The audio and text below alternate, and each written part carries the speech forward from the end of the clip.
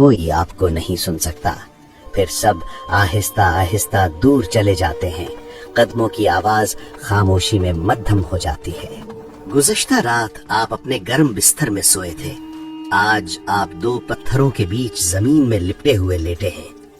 कब्र लरसती है, उसकी दीवारें टूटती हैं और मुनकर और नकीर जाहिर होते हैं। उनकी आंखें बिजली की तरह चमकती हैं, उनकी आवाजें तूफान की तरह गरजती हैं, उनके बाल जमीन को छूते हैं और वो आपके सामने देव कामत नजर आते हैं।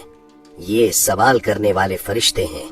मुनकर और नकीर अपना फर्ज पूरा करने के लिए करीब आते हैं और पूछते हैं, मन रब्बुका, तेरा रब कौन है? मेरा रब अल्लाह है जिसकी मैंने जिंदगी में इबादत की। माँ दीनुका, तेरा दीन क्या है? मेरा दीन इस्लाम है।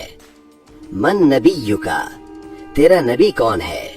मेरे नबी मोहम्मद सल्लल्लाहु अलैहि वसल्लम है, कायनात का नूर। माँ किताबुका, तेरी किताब क्या है? मेरी किताब कुरान है। माँ अमलुका, तेरे आमाल क्या है? मेरी जवानी की नमाजें, बीमारी में मेरा शुक्र और सब्र और मुश्किल में भी मेरा दिया हुआ सदका मेरे गवाह है। मोमिन इन तमाम सवालात के जवाबात जानता है। इस लम्हे के बारे में हजरत अली रजी अल्लाह अन्हु से एक रिवायत है। हजरत अली हर रात दुआ करते थे, ऐ मेरे रब, मुझे उमर के बारे में खबर दे। वो 6 माह पहले अपने सबसे करीबी दोस्त को खो चुके थे। उस रात उमर रजी अल्लाह अन्हु आखिरकार उनके ख्वाब में आए। अली ने उन्हें खुशी से गले लगाया और कहा, तुम कहाँ थे मेरे भाई? मैं 6 माह से तुम्हारा इंतजार कर रहा हूँ। उमर थके हुए लेकिन पुरसुकून नजर आए। अली, अभी सवाल जवाब खत्म हुए हैं, बहुत वक्त लगा। मुनकिर और नकीर ने मेरी जिंदगी के हर काम के बारे में पूछा, लेकिन अल्हम्दुलिल्लाह मैंने इसे पास कर लिया। अहदीस में ये भी कहा गया है कि सवालो जवाब के दौरान एक और शख्सियत जाहिर होती है। अगर आप अच्छे इंसान थे तो आप एक शख्स को खालिस सफेद लिबास में मलबूस देखेंगे, जिसका चेहरा नूर से चमक रहा होगा, उसकी खुशबू बयान से बाहर होगी। आप पूछेंगे, तुम कौन हो? एक तसल्ली बख्श मुस्कुराहट के साथ वो जवाब देगा, मैं तुम्हारे नेक आमाल हूँ। मैं तुम्हारी नमाजें और तुम्हारे रोजे हूँ। मैं रात में तुम्हारे सजदे हूँ।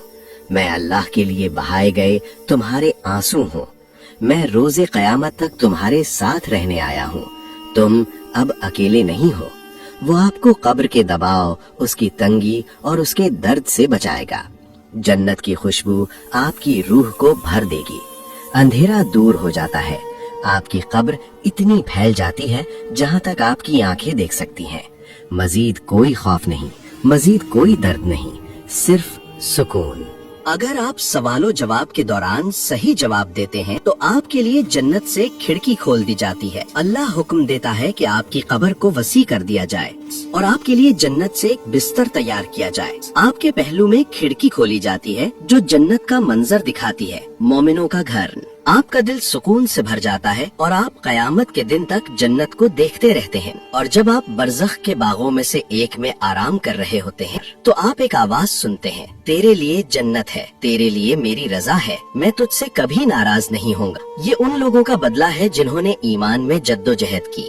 ये सुकून उनके लिए तैयार किया गया है जिन्होंने अल्लाह को याद रखा। लेकिन हर कब्र ऐसी नहीं होती, क्योंकि अगर कोई शख्स दोनों फरिश्तों के सवालात का जवाब नहीं दे सकता, अगर उसने अपनी जिंदगी गफलत में गुजारी, वक्त को खेलों और लज्जतों में जाया किया, अगर उसने कभी अपने रब को नहीं जाना, तो कब्र में वो सिर्फ कहेगा, मन रब्बुका, मुझे नहीं मालूम। तेरा नबी कौन है? तेरा दीन क्या है? तेरे अमाल क्या थे? मुझे नहीं मालूम। काफिर और मुनाफिक कभी भी इन सवालात का सही जवाब नहीं दे पाएंगे और फरिश्ते कहेंगे, हमें पहले ही मालूम था कि तुम यही जवाब दोगे। फिर कब्र तंग हो जाती है, मिट्टी हड्डियों को दबा जाती है, यहाँ तक कि पसलियां एक दूसरे में पैवस्त हो जाती हैं और नीचे की जमीन अजाब का एक तारीक मकाम बन जाती है। उनके लिए जहन्नुम के दरवाजे खोल दिए जाते हैं। वो अभी भी अपनी कब्रों में होते हुए इसका अजाब देखते हैं।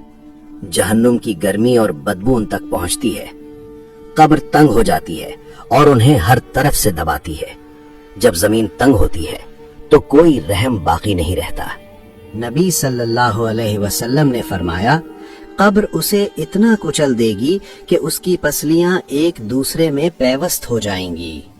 दोनों फरिश्तों की आंखें बिजली की तरह चमकती हैं, उनकी आवाजें बादल की तरह गरजती हैं, उनके दांत जंगली बैलों के सींगों की तरह तेज होते हैं। उनकी मौजूदगी रूह को दहशत से भर देती है। ये फरिश्ते मुस्कुराते नहीं, वो कोई शफकत नहीं जानते, वो कोई रहम महसूस नहीं करते। क्योंकि आपने हमेशा अपनी नमाज में ताखीर की, आपने ईमान को हल्का लिया, अब वो अजाब को बढ़ाते हैं। मट्टी आग में बदल जाती है, शोले कब्र को घेर लेते हैं, धुआं हवा में भर जाता है। वो शख्स चीखता है लेकिन आज कोई फरार नहीं। फिर एक और वजूद कब्र में दाखिल होता है। उसका चेहरा खौफनाक है, उसके कपड़े मैले हैं और उसकी बदबू एक सड़ती हुई लाश से भी बदतर है। दहशत ज़दा शख्स पूछता है, तुम कौन हो? और वो वजूद जवाब देता है, मैं तुम्हारे आमाल हूँ, तुम्हारे गुनाह। मैं वो मवाक़े हूँ जो तुमने ज़ाया कर दिए और कभी तौबा नहीं की। मैं वो हूँ जो तुमने किया है। और ये वजूद रोज़े क़यामत तक उनके साथ रहता है, उनके दर्द और पछतावे में इजाफा करता है। फिर एक और अजाब शुरू होता है। 99 सांप कब्र में भेजे जाते हैं, लेकिन ये दुनियावी सांपों जैसे नहीं होते। इनमें से हर एक अजाब के लिए पैदा किया गया था। उनका हर डंक रूह को उस गुनाह की याद दिलाता है जो उसने किया था। नबी सल्लल्लाहु अलैहि वसल्लम ने फरमाया, अगर इन सांपों में से सिर्फ एक के दांत भी जमीन को छू जाएं, तो कयामत के दिन तक उस पर कुछ भी नहीं उगेगा। ये सांप कयामत तक अपना अजाब जारी रखेंगे और जब वो दिन आएगा तो अजाब खत्म नहीं होगा, बल्कि ये सिर्फ शुरू होगा। इसीलिए कब्र में मौजूद शख्स पुकारेगा, ऐ अल्लाह, बराहे करम कयामत का दिन शुरू न कर, क्योंकि वो जान लेगा कि उसने अभी जो तजर्बा किया है वो सिर्फ आगाज था। एक दिन नबी सल्लल्लाहु अलैहि वसल्लम एक कब्र के पास से गुजरे और अपने सहाबा से फरमाया, अगर यहाँ दफन होने वाला शख्स दुनिया में वापस आ सकता तो वो अपने खानदान से मिलने या अपनी दौलत को मुकम्मल करने की ख्वाहिश ना करता, वो सिर्फ 2 रकात नमाज पढ़ने की ख्वाहिश करता, क्योंकि अब वो समझता है और एक दिन हम भी समझेंगे। ज़ैद बिन साबित रदियल्लाहु अन्हु ने रिवायत की, हम एक बार रसूल अल्लाह सल्लल्लाहु अलैहि वसल्लम के साथ बनु नज्जार से ताल्लुक रखने वाले एक बाग में गए थे। आप अपनी सवारी पर थे कि अचानक जानवर घबरा गया और करीब था कि आपको गिरा दे। हमने देखा कि करीब ही कई कब्रें थीं। रसूल अल्लाह सल्लल्लाहु अलैहि वसल्लम ने फरमाया, क्या तुम जानते हो कि इन कब्रों में मौजूद लोगों को क्यों अजाब दिया जा रहा है? हमने कहा, अल्लाह और उसके रसूल बेहतर जानते हैं। आपने फरमाया, अगर मुझे ये खौफ ना होता कि तुम एक दूसरे को दफन करना छोड़ दोगे तो मैं अल्लाह से दुआ करता कि वो तुम्हें कब्र का अजाब सुनाए जैसा कि मैं सुनता हूँ। फिर आप हमसे मुंह फेर कर खड़े हुए और फरमाया, कब्र के अजाब से अल्लाह की पनाह मांगो। और आपने इसे 3 बार दोहराया। कोई दोस्त, कोई भाई, कोई माँ, कोई बच्चा बाकी नहीं रहता और तब ये वाज़ेह हो जाता है कि ये दुनिया हकीकी जिंदगी नहीं थी। हकीकी हकीकत अब शुरू होती है। दुनिया सिर्फ एक पर्दा थी और कब्र उसके पीछे का मरहला है। अब अबदियत का पहला दरवाजा खुल रहा है। अब आते हैं कब्र के सबसे पुरअसरार हिस्से पर, आलमे बरज़ख। जब हम कब्र के बारे में सोचते हैं तो हम आमतौर पर मादी कब्र का तस्वुर करते हैं, लेकिन जिस तरह ख्वाब का आपके सोने के बिस्तर से कोई ताल्लुक नहीं है, इसी तरह कब्र का उस मिट्टी से कोई ताल्लुक नहीं है जिसमें उसे दफन किया जाता है। कब्र या बरज़ख दरअसल एक राहदारी है, 2 दुनियाओं के दरमियान एक गुजरगाह। ये वो पुल है जिससे हम अगली जिंदगी में दाखिल होते हैं।